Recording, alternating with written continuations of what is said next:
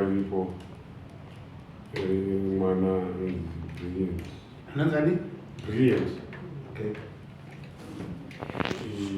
Izvi zvakonzereswa nababa Charles anonzi Freddy Akavigwa. Kushaika kwawakaita wakashaika waine machira wakanga kana ehushereketwa wachibva wawigwa pawakashaika wakawigwa nemachira avo, asi kuti machira aifanira kuti aikandwa imomo aina wemweya vanachiremba kana maprofita.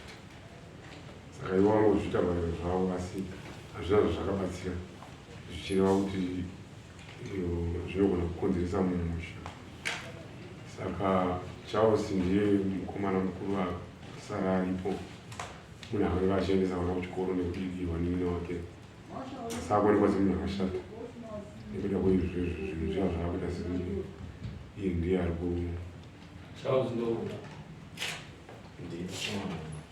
kuopareta. Saka kumusha kwazinoda kuenda kumusha kwavo kuti kunobviswa gona rakanga riripo rakanga richishandiswa nemunhu akafa. Chiremba washanda ipapo, chiremba wanoda 500 US kuti wabatsirwe kumusha kwakozve.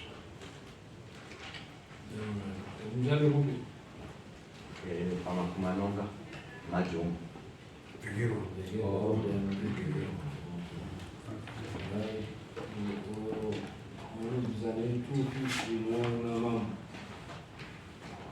kuti 750 780 ibhisa 750 and ibhisa zvineboya taitarisira kuti ngono yasakati yotera kuitira kuti basa ripi.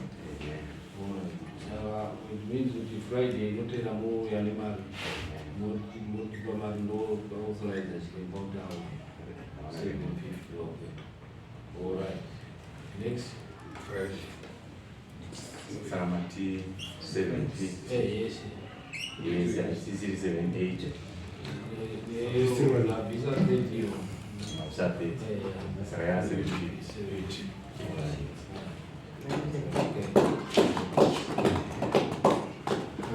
Friday. Nasmira yabereka.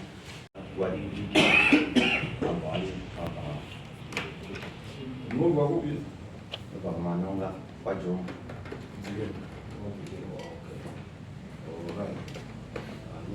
Alright. Endai nao kuna chiremba.